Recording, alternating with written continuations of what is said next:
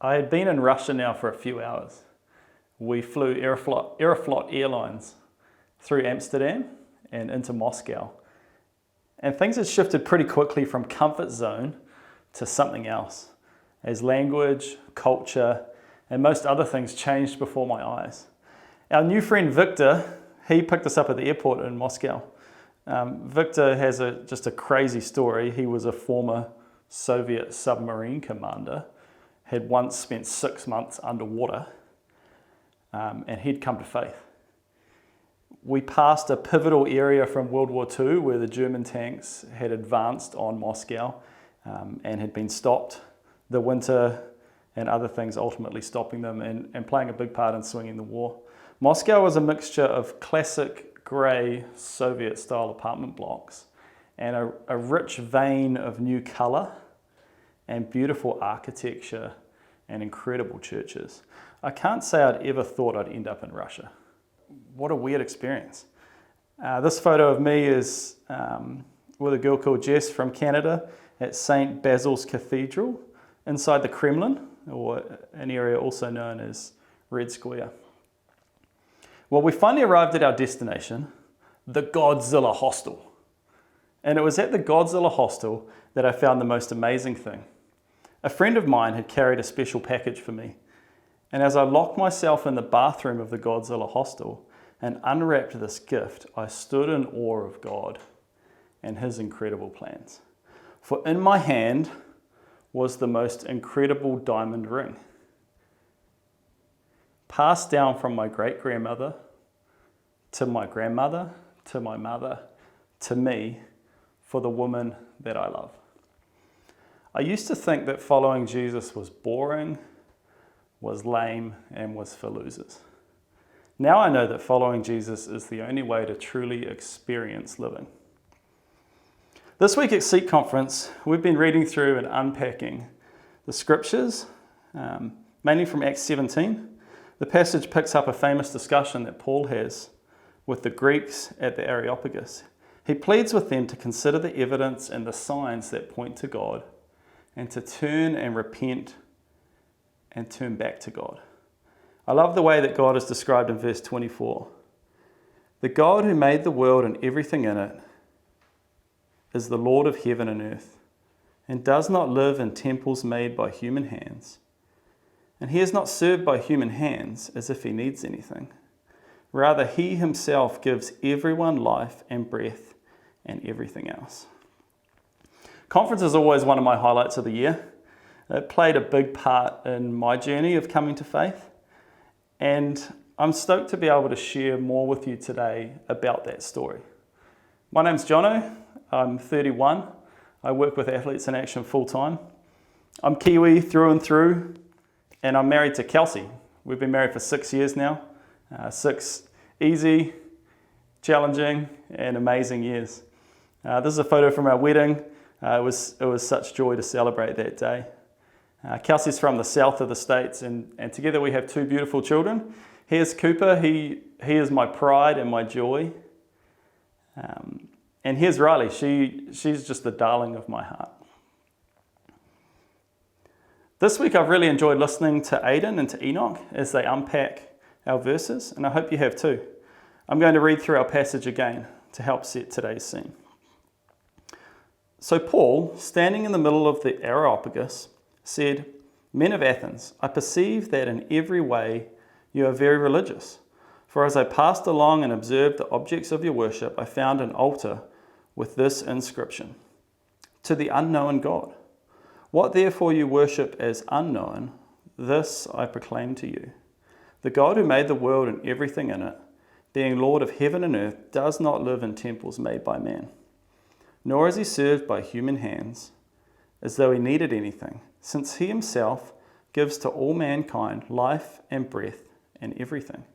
And He made from one man every nation of mankind to live on all the face of the earth, having determined allotted periods and the boundaries of their dwelling place, that they should seek God, and perhaps feel their way towards Him and find Him. Yet He is actually not far from each one of us, for in Him we live and move and have our being. as even some of your own poets have said, for we are indeed his offspring. Being then God's offspring, we ought not to think that the divine being is like gold or silver or stone, an image formed by the art and imagination of man. The times of ignorance God overlooked, but now he commands all people everywhere to repent, because he has fixed a day on which he will judge the world in righteousness by a man whom he has appointed. And of this he has given assurance to all by raising him from the dead. Now when they heard of the resurrection of the dead, some mocked, but others said, we will hear you again about this. So Paul went out from their midst. But some men joined him and believed, among whom also were Dionysius the Areopagite, and a woman named Damaris, and others with them. This passage is so rich with truth and with challenge. As we end the passage, though, the author highlights some of the results. Some mocked, some wanted to hear more, and some believed. I've been all three of these people. Today I want to share about how I came to believe. I used to think that following God was a set of rules to keep me from having fun. Now I know that rules aren't always a bad thing. I like the saying that we are a collection of our experiences. And as I look back on what it is that has shaped me, it's exactly that. I learned to tie knots as a Cub Scout. I grew in confidence through playing sport. I watched, listened, and observed certain things from my parents that, for better or worse, I see in my own life today. I had the privilege to grow up in the country. I now live in the city, but I'm a country boy at heart. We had 10 acres of land in Kerikeri in the far north. We had a huge forest in our property, a river, a waterfall.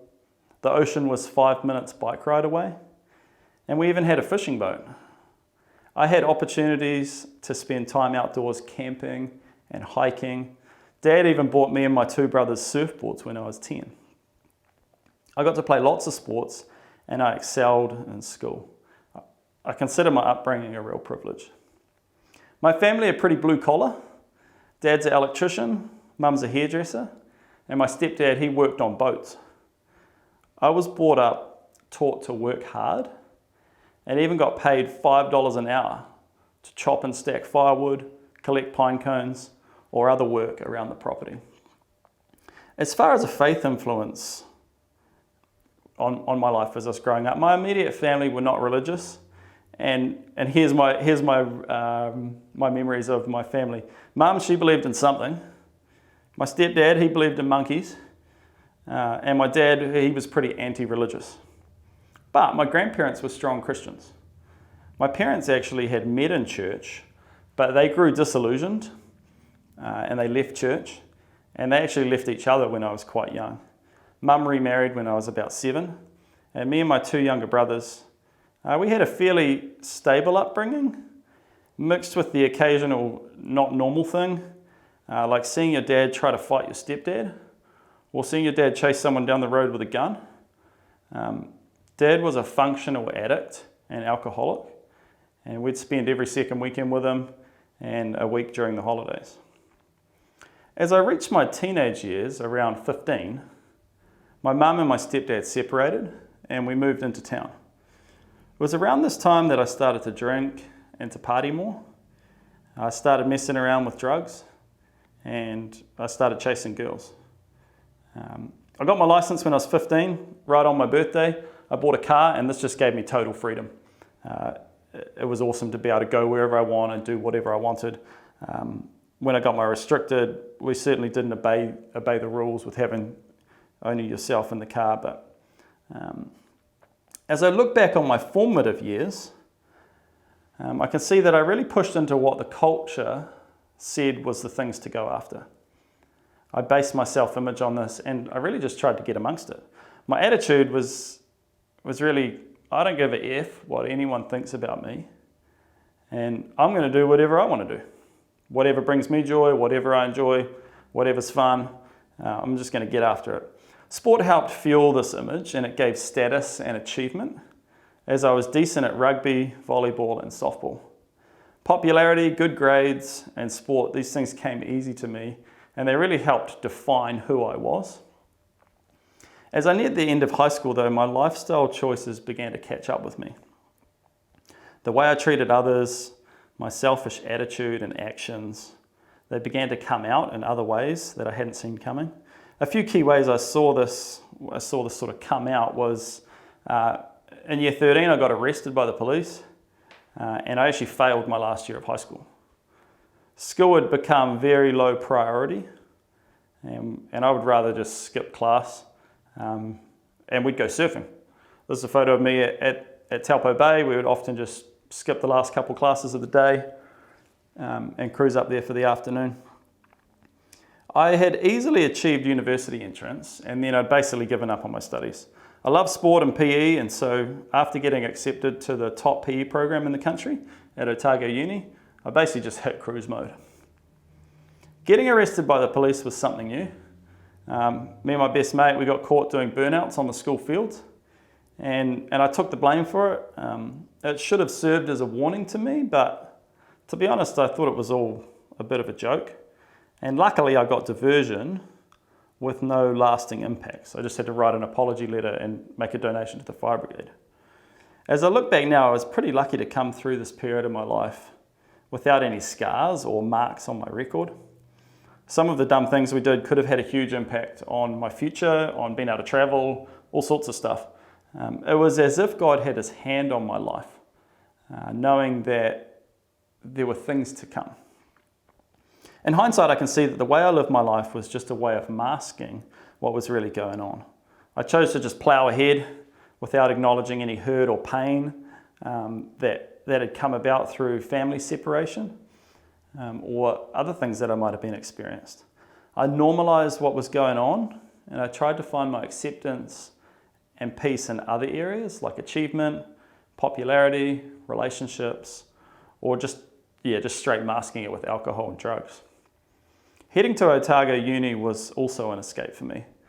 I was able to leave behind family dysfunction, and actually at the time that I left to go to university, my dad was doing time in prison. He did 6 months. It's ironic that moving to the party town of Dunedin with an attitude of looking to get well amongst it, that's where I met God. Heading to Otago was the dream. I was in a hall of residence. My schedule was pretty relaxed. I enjoyed what I was studying. I got to party it up often. PE was an awesome degree. I really enjoyed my degree.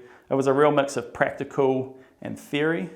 And O-Week was just a blast. Getting drunk pretty much every night, different parties, in this brand new world of students where everyone in the city seemed to be a student. I quickly made friends in my hall. I joined a rugby club. I continued to live as I pleased, enjoying the freedoms of the uni experience. I didn't go home for the whole year. I just moved to Dunedin and just stayed, really making the most of being away from home. My biggest challenge was a long distance relationship.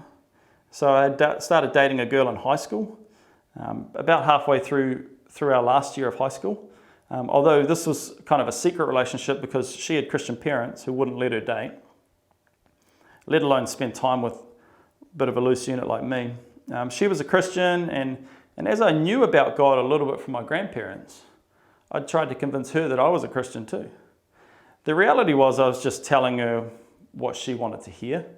And although deep down I knew that God was real, I was not interested in following him and giving up my party lifestyle. A couple of things happened during the first little while that I was down at university though that sort of caused me to think a bit bigger and to change, not majorly, but just a couple of little things that happened. So first one was rugby had always been a massive part of my life. I dreamed of playing professionally. In Kerikeri, I'd started on the first 15 for a couple of years, and the same with under 18s club rugby, which up north club rugby is bigger than high school. But we'd had a really awesome year. My last year at high school, we'd actually won the Northland competition. I played centre and fullback, kicked at goal, and I'd actually just played really well. My coach had encouraged me as I went to university just to continue my goal kicking and the part that I could play in a team. And our prize for being the top team in Northland was we got to face the top Auckland team. So Mount Albert Grammar came up to Kerikeri and just basically smoked us. So as I got to Dunedin, I was looking for a new club, and a lot of guys at my hall of residence, they were getting involved with a club called Alhambra Union. So after a few trial games, I'd made the Prem Colts team. However, during our last trial game, I got hurt. I remember the start of the game, but not much after that. Halfway through the game, I got knocked out, and as it was my third concussion, I had to stand down from rugby for 3 months. I was pretty gutted, as rugby was a big part of what defined me, and to miss the whole season was a big deal. Not playing rugby, though, gave me more time for my studies and other things in life. The second significant thing that happened was actually a few weeks after I'd been concussed and ended up in hospital from this rugby game. And it was during the Easter break. So some friends I'd made at the hall of residence, they were from Wanaka, and so they had arranged this trip back to Wanaka. I'd never been, and it seemed like a fun thing to go and do. And travelling back to Kerikeri just wasn't an option because I was a poor student. So I decided to head to Wanaka with my friends. Again, I remember the start of the drive, but later I woke up in an ambulance with a sore head and a sore knee. We'd been involved in a car crash, with me being in the spot that had the most impact. We're in this old Ford with big tyres, and as I'd hopped in the car, I remember getting the seatbelt, going to put it over, and it was kind of stuck. It was really loose. And I'd tried for a while just to get it to go, and eventually I'd just sort of plugged it in and given up. And so halfway to Wanaka, we'd come around a corner, and the guy who was driving, he was a bit of a munter. They call him bogans down south. He'd gone too fast around the corner, the car had slidden out, and a van had come over the hill and T-boned us. Again, right where I was behind the passenger seat. I was lucky not to be hurt. I mean, maybe I had another concussion, I'm not sure what actually happened to me, but I recovered pretty quickly. And a few weeks later, I received a really odd email from my grandmother. She said in this email that God had given her a dream about the accident and that he kept us from going over a cliff. It was really hard for me to rationalize how she knew about the crash. It was really hard for me to make any sense, actually, of this email. I sort of tried to ignore it, but it would sort of keep coming back to me. It's really a combination of factors that led me to think about God more and even to seek more understanding. Not being in the world of rugby allowed me time to ponder God, but it also removed me from the total binge drinking culture that went along with rugby. The email from my grandmother, like I said, it would just sneak into the back of my mind from time to time, and it really just weirded me out. Like, how did she know what happened? On top of that, I'd gotten more serious in this relationship I had with this girl, and she being a Christian, me sort of pretending maybe to be one, I thought, well, maybe I should look into this stuff a little bit more. I remember walking around campus, and there was always signs up for this group called Student Life. They hosted this thing called the Student Life Lounge. Wednesday, 1 p.m, I rocked up, decided, okay, I'll just go along and have a look. I got chucked at a table with some other PE students. One of those guys was called Cam. The meeting was fun, and it wasn't super lame or weird, like I'd come to, maybe I was expecting. That's really all I remember about the meeting. But afterwards, a guy called Aaron came up to me, and he grabbed my number and he said, hey, why don't we catch up tomorrow? I'll shout you some lunch. Free food is a good currency for any student. And I showed up to see what this guy wanted, and also just to eat his lunch that he was providing. He seemed pretty normal, and after a good feed the next day, he shared about how we can know God personally. I'd heard most of this before, but to hear it in a succinct way made a lot of sense to me. He talked about a loving God who created everything and wanted to know us, but we had each chosen to go our own separate way or follow our own desires. I nodded in agreement with both of these things and could see how it was true in my life. I believed that God was real. I was just happy going after my own thing. He then talked about Jesus and how Jesus was the only way to mend the gap that separates us from God. Again, this made sense to me. Lastly, he shared that we must each respond and choose to put God first. Give up control, let him take the wheel. He challenged me to make a decision to invite Christ into my life. I gave him a typical yeah, maybe later sort of response, but he pressed me. He really challenged me, actually. And perhaps reluctantly, or perhaps inspired by something else, maybe deep down, I prayed a simple prayer with Aaron that day, and I invited Christ into my life. Well, that was interesting, I thought later.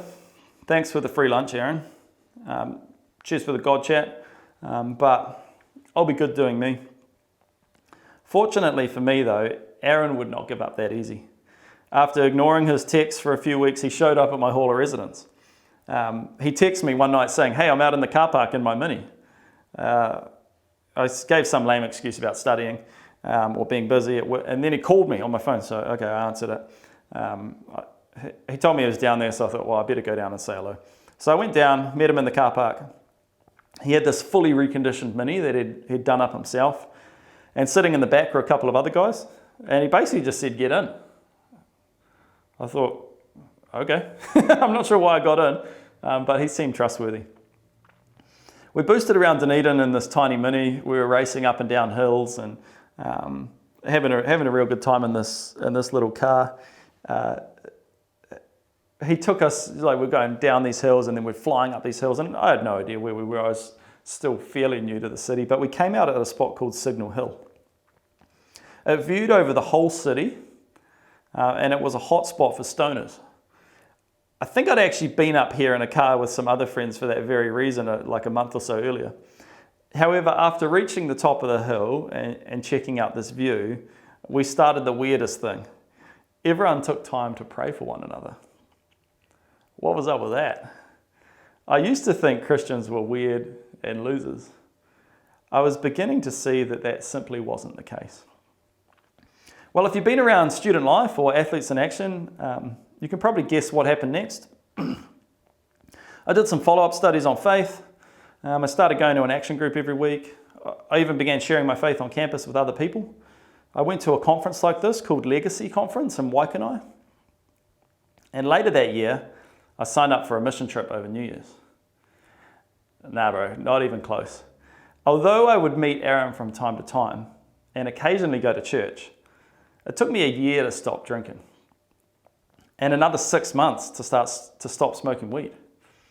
I had every excuse under the sun not to be in an action group. A bunch of dudes meeting in a room?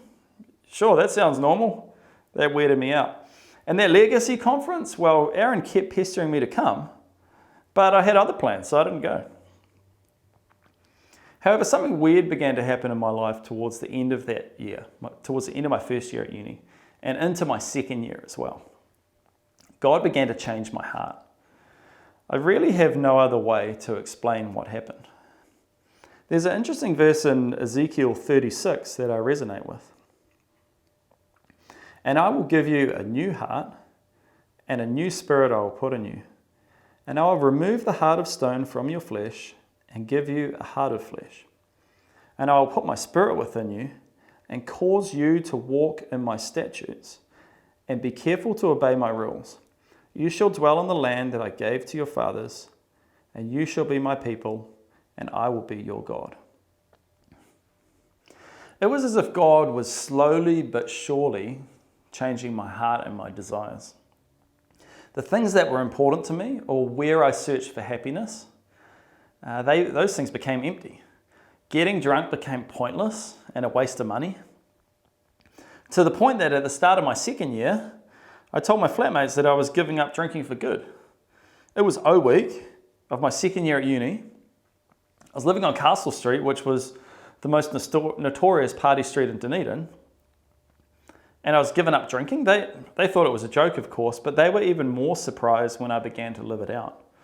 It's hard to pinpoint exactly why I stopped drinking, but God was working away behind the scenes. My second year at uni was when I began to own my faith. I read my Bible every night. I got involved in a local church. I loved my involvement with student life. and I went to all the events as much as I could. I even began telling others about Jesus, sometimes even talking to my flatmates about it or inviting them to outreach events. I even went to conference that year in Christchurch after doing fundraising, selling sausages outside Countdown in the freezing cold. Here's a photo from conference. I'm just wondering, are we doing conference cuts this year? Because these are the OGs of conference cuts right here. That summer, I went to Nelson Beach Project.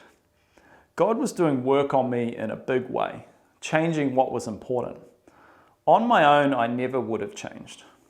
The way I was living, what I was living for, it seemed that God had given me lots of opportunities to change, or even warnings. Maybe I think back to high school, getting arrested. There were just some real clear warnings that God had put in my place, but I was too stubborn and set in my ways and just charging after what I wanted to do.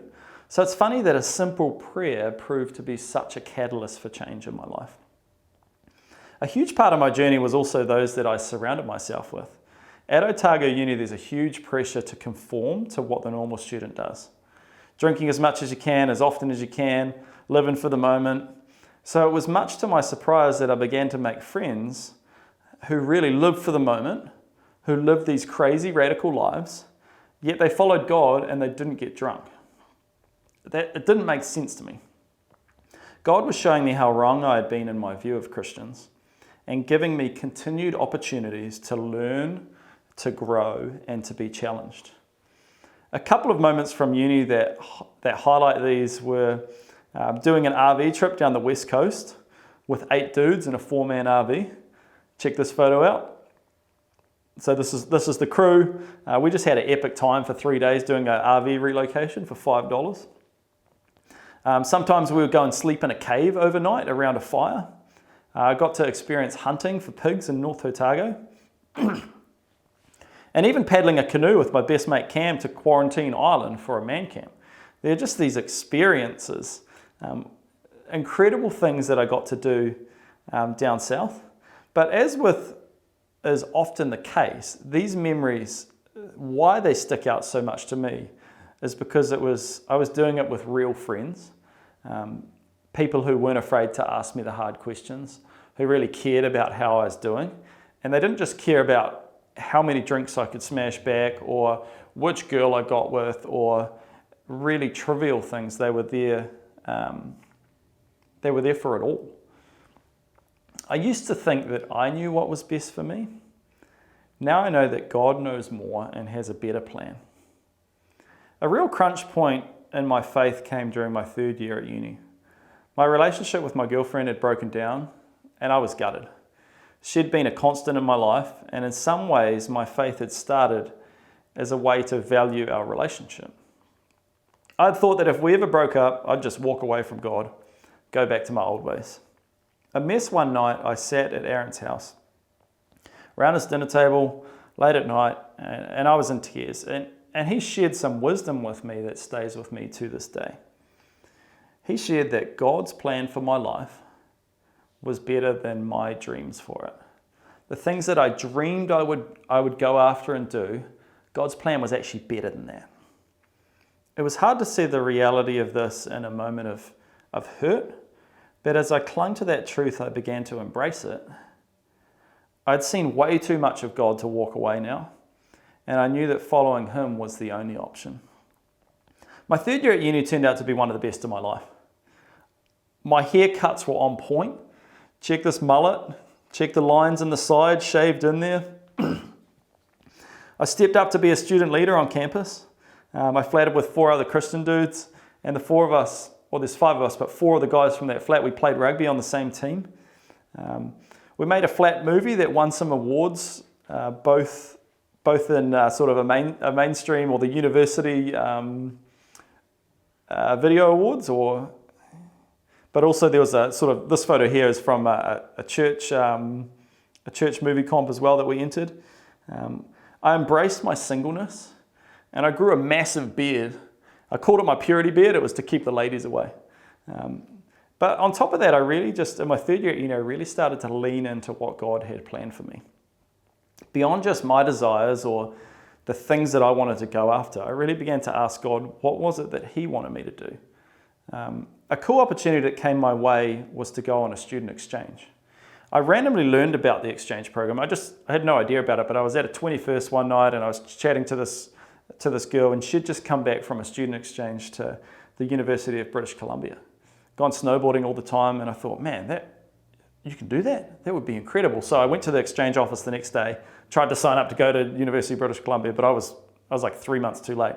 I'd never left New Zealand before, and I'd always dreamed of traveling, so living overseas for a semester seemed too good to be true. God actually opened some doors. I didn't get to go to the University of British Columbia, but I went to University of Western Ontario, and I had an incredible time overseas. So December 30th of my last year at uni, or second to last year, so I did a 4-year degree. In my third year, I left the comforts of the warm north, and this is a photo of me at the airport. Mum drove down. You can see the beard is getting a bit thick there, and she sent me away basically, like in a good way. I flew to Canada in the middle of winter. Going to uni when it was negative 21, that was a challenge, and also just the snow. It was just a total life change for me, leaving from Northland in summer to Canada in winter. Got to play road hockey. Here's another photo. I got to go mountain biking. We would go over frozen rivers, and it actually turned into a bit of a blizzard while we were out. And just the simple experience of living really far away from home. I learned lots of things while being overseas, and I was amazed at the simple fact that God was alive and well, and there were lots of people following Him on the other side of the world. I got involved with Athletes in Action while I was in Canada. They had a small student-led little ministry going on, maybe similar to what's going on at Waikato at the moment. A handful of people, just led by someone who's really passionate about the vision. And even at the end of my time in Canada, I did a 7-week road trip through the US. And I finished up in Colorado at the Ultimate Training Camp. It was at the Ultimate Training Camp that I met a fresh-faced Jordan Bressler. He later hosted me in California, let me come stay at his house for 3 days. We became friends. And a number of years later, he would move to New Zealand to come work with us. It was like the more I pressed into God, the crazier and the fuller that life got. I used to think that following God was a set of rules. Now I know it's the only real way to live. I used to think that God didn't want me to have fun. Now I know that following God is the most fun I'll ever have.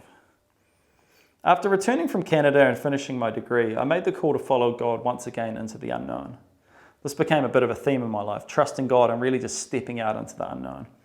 During my time overseas, I dreamed of what I might do after uni, and what kept coming back to me was how cool this ministry called Athletes in Action was.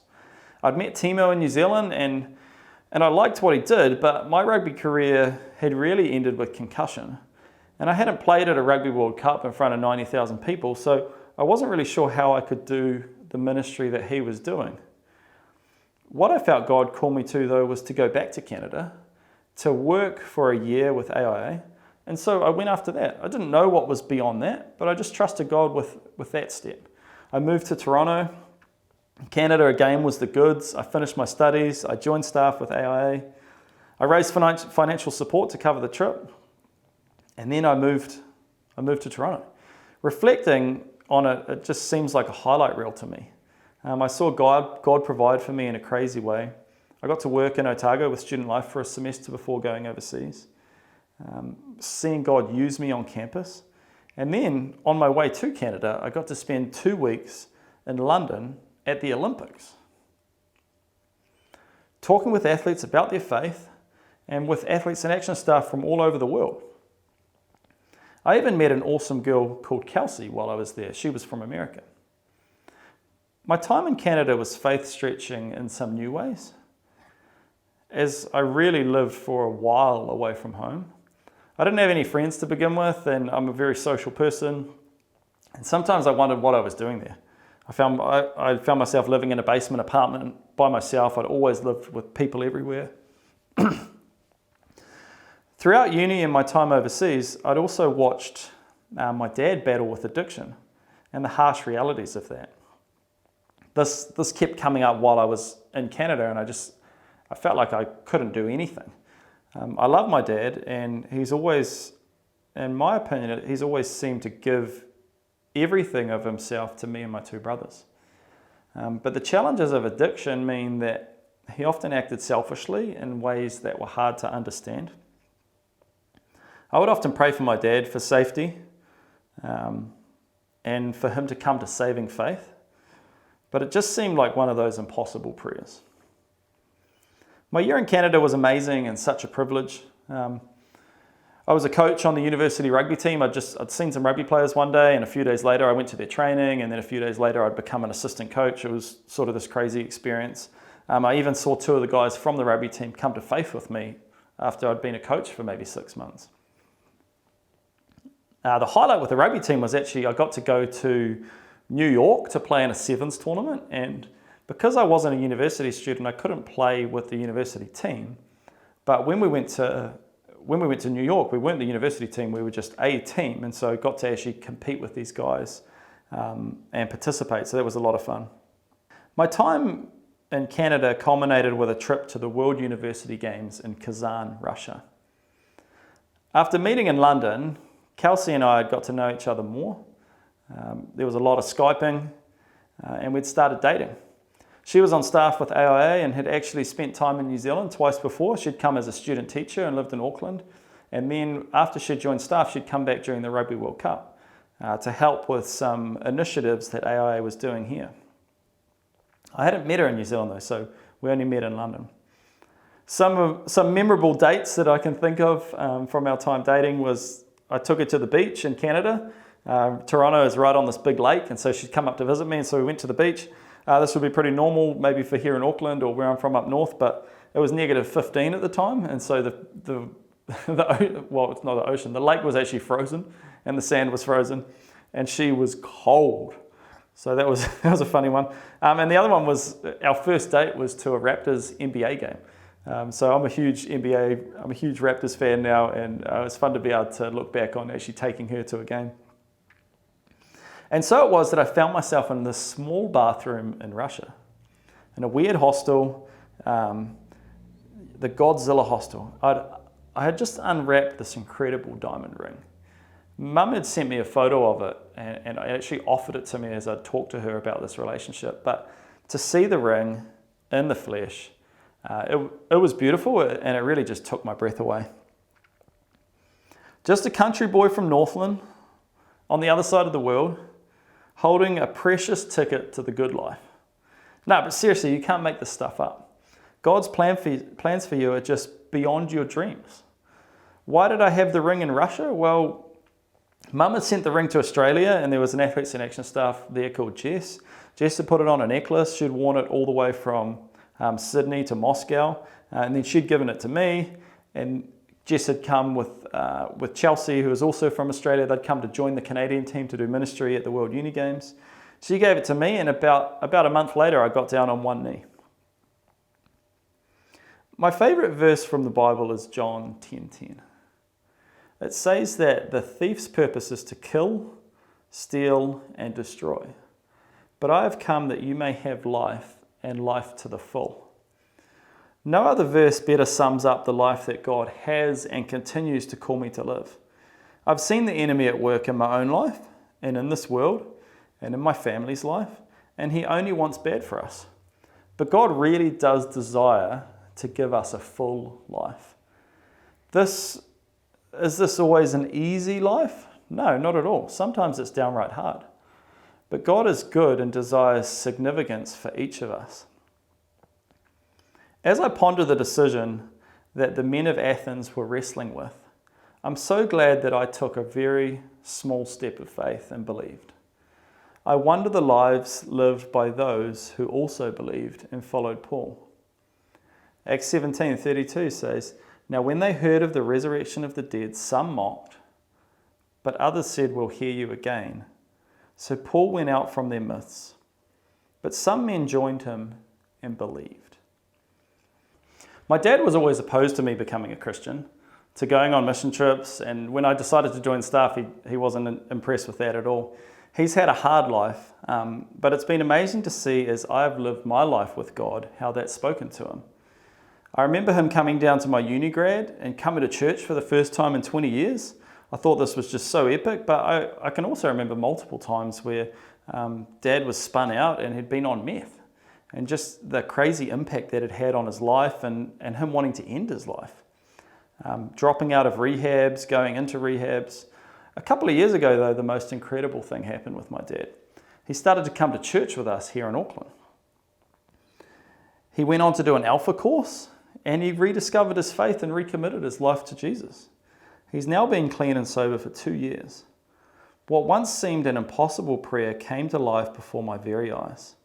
I think that God had been at work in my dad's life over those many years too. This was a recent photo where I got to go to the Blues game with my dad and with my son as well. And it's so cool to have Dad as a regular part of my life and stepping into the role of a grandfather. As I close tonight, I want to ask or address one key question. Why am I still a Christian today? Well, it's simple really. I've seen God at work in my life in remarkable ways, changing me from the inside out. I took a small and what I thought insignificant step to God, and He ran to me.